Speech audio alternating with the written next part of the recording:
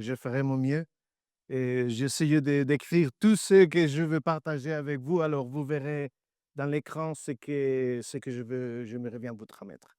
Et pendant cette 4 soirées on sera ensemble, j'ai décidé de toucher les questions que Jésus a posées dans la Bible. Il y a beaucoup. Quand je fais une recherche, combien de questions Jésus a fait, et il y a plus de 100. Il y a beaucoup de questions que ça serait intéressant d'étudier, d'approfondir et pour connaître un petit peu mieux, pas seulement les messages, mais même aussi la façon de se comporter ou de parler, de discuter sur certaines choses à l'époque de Jésus. Alors, j'ai pris quatre. Aujourd'hui, on va voir celle-là, d'accord? Et d'après vous, qui suis-je? Ou qui je suis. Je ne sais pas. Qui suis-je? C'est mieux. D'accord. Alors, vous devez prendre votre Bible parce qu'on sera chaque soir, on sera dans un épisode qui se trouve dans la Bible. Et aujourd'hui, ce soir, on sera dans Matthieu, le chapitre 16. On commencera dans les versets 13. On n'arrivera pas dans les versets 20, mais on verra un petit peu cette verset de 13 jusqu'à 16, 17. D'accord? Jésus arrive dans le territoire de Césarée de Philippe et il demande à ses disciples, qui suis-je d'après les hommes, moi, le fils de l'homme? Ils répondirent. Les uns disent que tu es Jean-Baptiste, les autres Élie, les autres Jérémie ou l'un des prophètes. Et d'après vous, qui suis-je? Leur dit-il. Simon-Pierre répondit, tu es le Messie et le Fils de Dieu vivant. Et Jésus reprit la parole et lui dit, tu es heureux, Simon, fils de Jonas, car ce n'est pas une pensée humaine qui t'a révélé cela, mais c'est mon Père céleste. Alors, si on veut comprendre un petit peu mieux la question, on doit aller au début du chapitre, d'accord? Alors, on va au début des chapitres, on va dans Matthieu 16, verset 1, d'accord? Si on essaie de casser un petit peu, de diviser un petit peu les chapitres, la première partie, on trouve de verset 1 jusqu'à verset 4, et les pharisiens, les sadducéens, ils demandaient une signal, d'accord? Alors, la demande d'un signal, et après on trouve Jésus qui parle à propos de ce qui vient de se passer, les levains des pharisiens, et après ça, on trouve ces moments, Pierre reconnaît Jésus comme le Messie. Ça serait un petit peu les chapitres 16, ce qu'ils disent, d'accord? Alors, on trouve au début, les pharisiens et les sadducéens abordèrent Jésus et pour le mettre à preuve, lui demandèrent de leur faire voir un signe venant du ciel. C'est comme, je veux voir un miracle, d'accord? Alors, fais quelque chose. Hein? Et il demande à Jésus, fais quelque chose. On peut voir que tu es le Fils de Dieu. Mais on se trouve dans le chapitre 16 de Matthieu. Ce n'est pas le chapitre 1 ou 2, c'est le chapitre 16. Jésus avait fait déjà beaucoup de miracles.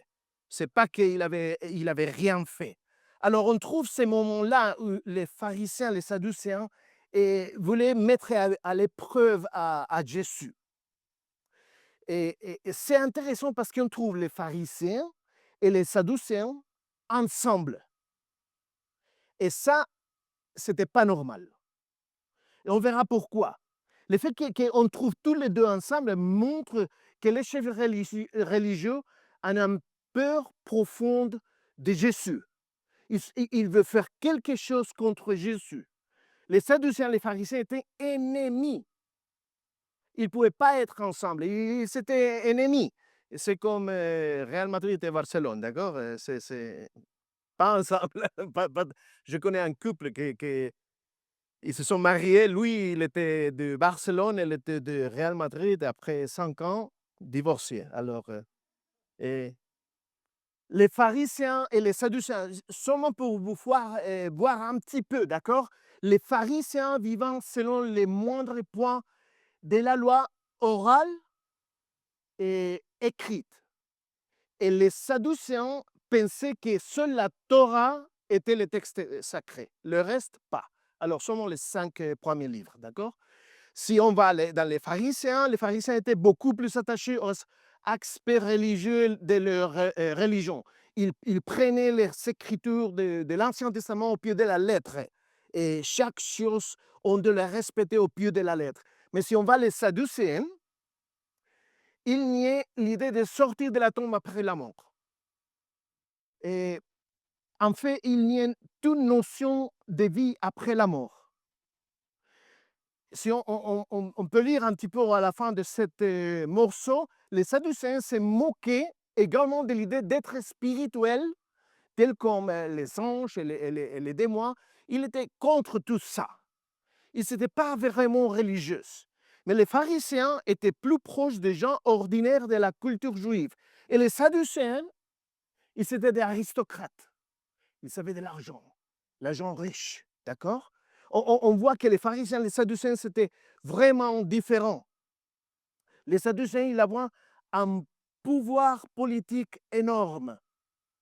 Et après, les pharisiens attendaient et désiraient ardemment la venue du Messie. Et les Sadducéens n'attendaient pas la venue du Messie. Alors, ils étaient contraires, complètement contraires. Et on voit que dans ces moments, dans ce chapitre, on trouve les pharisiens et les Sadducéens ensemble. Alors, cependant, et malgré toutes ces différences, Jésus les a réunis.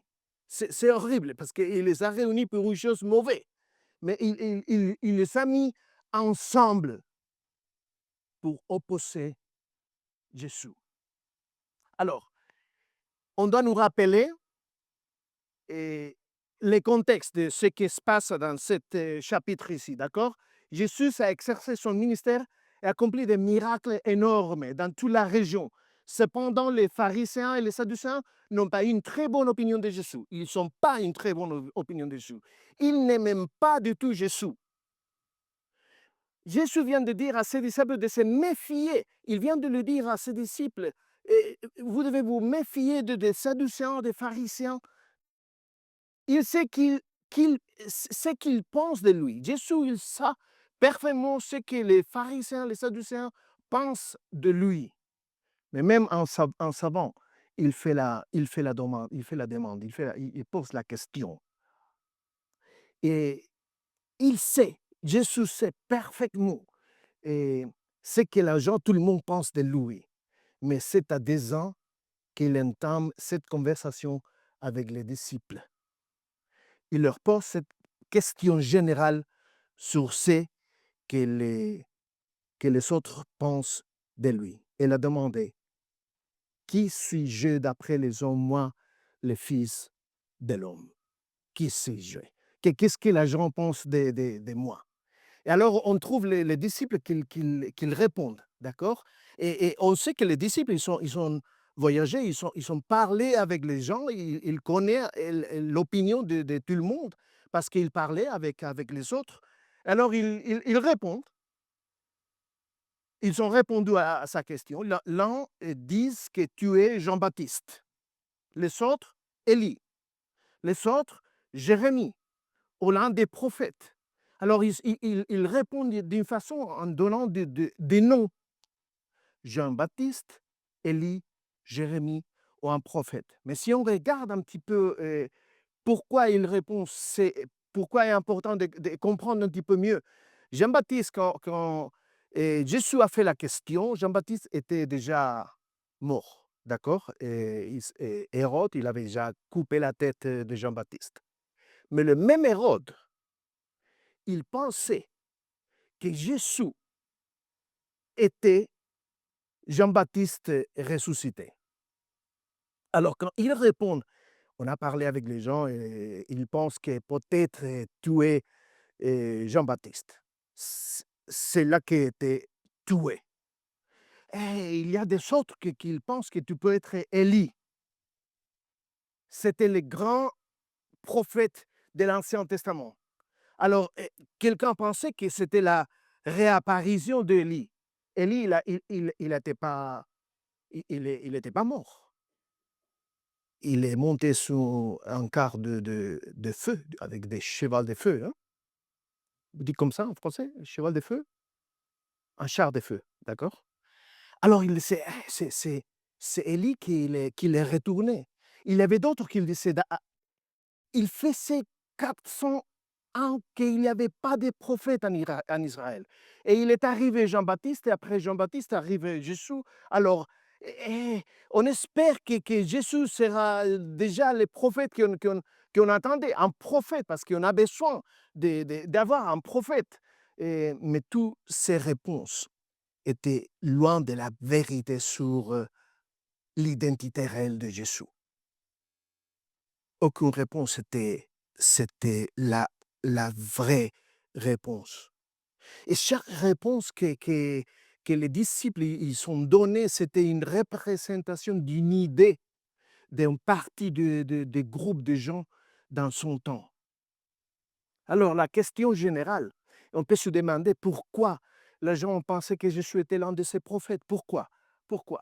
Eh bien, ce sont été des figures monumentales dans l'histoire du judaïsme qui ont accompli des choses spéciales pendant leur ministère. Et comme Jésus accomplissait des choses extraordinaires, ils se sont dit, il doit être un de ces prophètes. Il a fait des choses déjà extraordinaires. Alors, il doit être, il est quelqu'un de spécial. Et pas tout le monde, si on va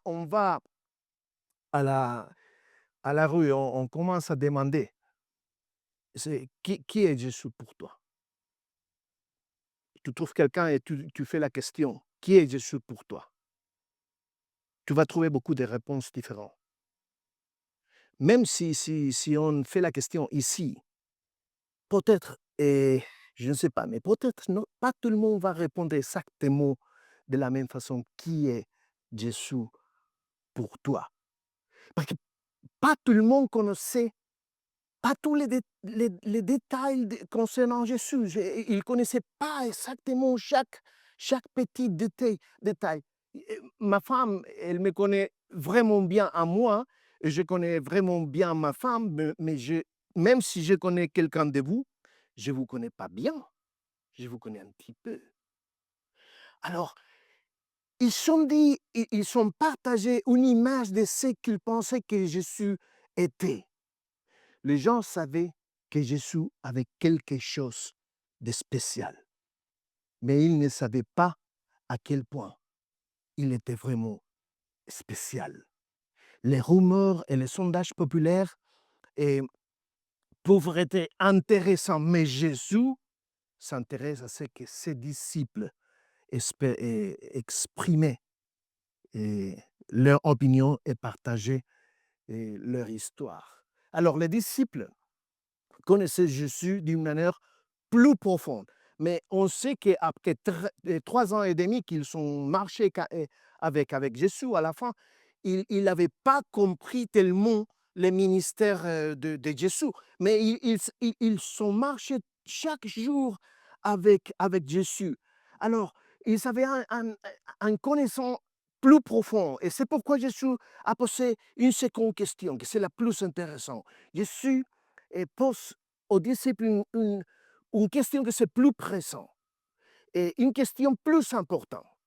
Et c'est une question plus spécifique, une question plus importante que la première. Et il dit, et après vous. Alors, vous avez partagé avec moi ce que les gens pensent de moi, mais pour moi, c'est important. Qu'est-ce que tu penses de moi? Toi qui as marché avec moi chaque jour, qu'on a mangé ensemble, qu'on a chanté ensemble, qu'on a rigolé ensemble, qu'est-ce que tu penses de moi? Et, et j'imagine, parce que si vous faites une petite étude de 12 disciples, chacun était vraiment différent de l'autre. Et ils étaient vraiment différents. Alors, j'imagine que pas tout le monde avait la même idée, ou peut-être pas tout le monde avait la même réponse de qu'est-ce que tu penses qu'est Jésus pour toi. Et parce que chacun peut-être avait ses propres idées. Et vous et moi, nous pouvons faire la même chose si nous ne sommes pas prudents, de répondre d'une façon qui n'est pas la plus normale, la plus logique. Alors, examinons quelques-uns des façons dont Jésus peut être vu aujourd'hui. On va voir 4. La première, d'accord? La première, c'est les conseillers en temps de crise. Ce Jésus peut être pour toi ou pour moi les conseillers en temps de crise. C'est un Jésus que nous n'appelons que lorsque nous sommes en difficulté. On a un moment de difficulté dans notre vie, on appelle Jésus. On utilise Jésus seulement pour ces moments qu'on a besoin de lui. Et ça, c'est un Jésus que ce n'est pas suffisant. Ou le Jésus mystique. Et il s'agit d'un Jésus, et je connais des gens qui peut-être peuvent voir Jésus un petit peu comme ça, un Jésus mystique, un Jésus lointain et céleste, qu'il est impossible de connecter avec lui, c'est difficile de connecter avec lui. Ce Jésus est très commode pour ceux qui veulent prendre leurs propres décisions. Jésus est là, moi je suis ici, lui il ne fait rien pour moi, il n'intervient pas, alors je prends mes décisions. C'est un Jésus à notre mesure. Oh, c'est qu'il me donne l'assurance de vie éternelle. C'est vrai, mais c'est un Jésus qui existe seulement pour m'assurer on irait avec lui après la mort, mais qui n'a pas grand-chose à voir avec la façon dont nous vivons notre vie ici et maintenant. C'est pas comme ça, Jésus. Il veut nous donner la vie éternelle, mais il veut que tu commences à vivre l'éternité ici. Un Jésus qui est l'allié politique. C'est un Jésus qui vote ce que tu votes quand il arrive le moment de voter et pour un parti politique, hein, qui soutient les partis que je soutiens et qui voit tous les problèmes de la même façon que moi. Alors, si je le vois comme ça, je suis complètement sûr que je suis dans le chemin correct. Alors, Jésus a la même opinion de moi. Il se joint également à moi pour mépriser et se moquer de tous ceux qui ne le font pas ou qui pensent différent à moi. Ça, c'est un Jésus sur mesure. Et Jésus sait que nous devons affronter les Jésus sur mesure que nous essayons de créer chaque jour. Les fausses idées que nous avons sur qui il est vraiment. Parce que la façon dont vous et moi, on voit Jésus influe sur la façon dont vous et moi êtes en relation avec Jésus. La façon dont tu vois Jésus, ça va te faire te relationner avec lui d'une façon différente. Et Pierre, c'est Pierre, c'est pas Pedro, hein? C'est Pierre, c'est la même personne. Il a raison, il a raison. Il répond extraordinairement bien. Enfant, moi, j'aime beaucoup Pierre, hein? Pour moi, c'est mon disciple préféré. Et bon, il a de... Hein? C'est pas mouche, pas comme ça. Pierre a fait irruption avec sa réponse, parce que Pierre n'a jamais fait les choses comme peut-être, non, forte. Tu es le Messie, le Fils de Dieu vivant. Bam! Tu n'es pas Élie, tu n'es pas Jean-Baptiste, tu n'es pas Jérémie, tu n'es pas un prophète, tu es le Messie, le Fils de Dieu vivant. Et pour moi, d'avoir cette réponse de Pierre, c'est bizarre parce que Pierre n'avait pas bien compris encore. Il voyait Jésus comme ceux qui devaient tuer tous les Romains. Mais ici, il dit une chose que c'est extraordinaire. C'est le Messie. Et Et malgré toutes les idées que les autres avaient sur l'identité de Jésus, Pierre a raison. Il a été avec Jésus jour après jour, a écouté ses enseignements, a vu les miracles et est venu à croire que Jésus est vraiment le Messie. Alors le mot Messie signifie honte. Et traditionnellement, les rois étaient oints d'huile. Alors quand Pierre est en train de dire tu es le Messie et tu étais honte pour devenir notre roi. Il est en train de dire beaucoup plus que seulement tu es le Messie. Pour Pierre et les autres disciples, ça signifie que le Messie devrait renverser l'Empire romain, détruire tous les Romains.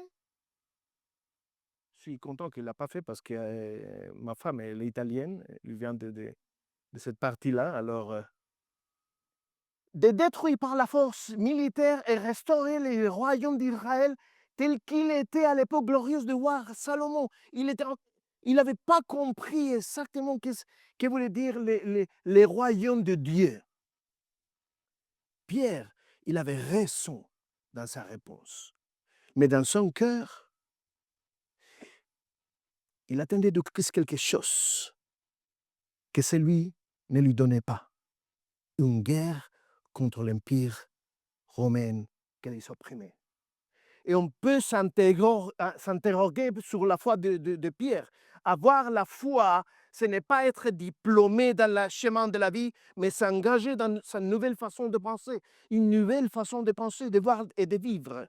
Alors la foi de Pierre est intéressante parce que beaucoup espèrent obtenir plus d'informations, des connaissances. Je connais des gens qui étudient beaucoup la Bible, ils disent non, si je me pose en question, n'importe quelle question je me pose, je dois trouver la réponse dans la Bible. Et vous êtes en train d'étudier l'école du sabbat cet trimestre, n'est-ce pas? C'est vraiment intéressant parce qu'il y a des demandes que tu ne peux pas répondre. Tu ne peux pas. On l'a vu dans cette école du sabbat la semaine dernière et celle-là avant. Et il y a des questions qui est impossible de répondre, mais il y a des gens que je connais qui disent non, je dois trouver tout à fait en question, en réponse. Et j'aimerais bien que vous teniez ça dans votre cœur. Ne laissez pas ce que vous ne savez pas vous confondre avec ce que vous savez. Parce que parfois, il y a des choses qu'on ne comprend pas, qu'on ne sait pas. Et comme on ne comprend pas, les choses qu'on comprend détruisent. Ne laissez pas ce que vous ne savez pas vous confondre avec ce que vous savez. Il y aura toujours dans notre vie des moments d'incertitude. Mais cela ne signifie pas que les choses que vous savez déjà sont annulées pour une liste des choses que vous ne pouvez pas expliquer. Et dans l'école du sabbat, on a parlé, on a une école du sabbat de 20-30 personnes. Presque tout le monde dans cette école du sabbat, il avait une liste de demandes, de questions qu'il veut faire à Jésus quand il vient, parce qu'ils ne sont pas des réponses. Je ne sais pas si vous avez une liste. Si vous ne l'avez pas, vous pouvez commencer.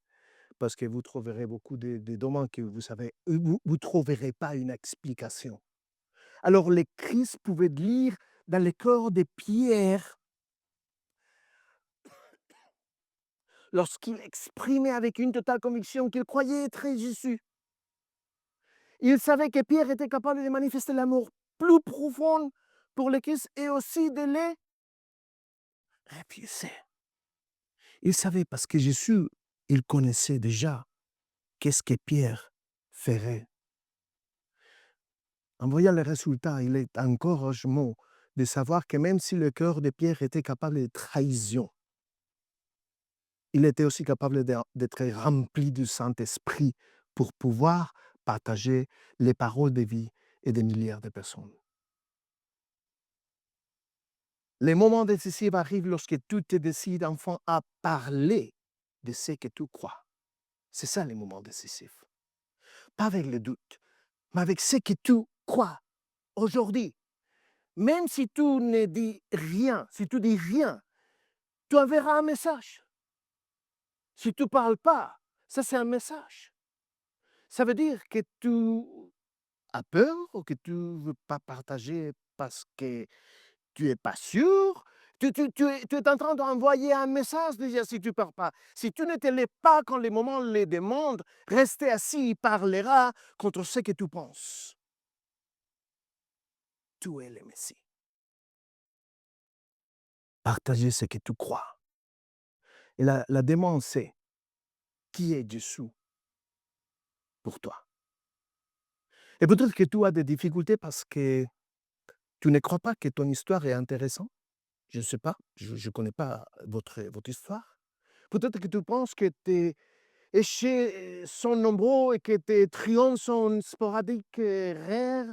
Et les meilleurs témoignages sont les déclarations honnêtes des personnes qui sont des chercheuses, des combattantes et des imparables, même si elles semblent invisibles.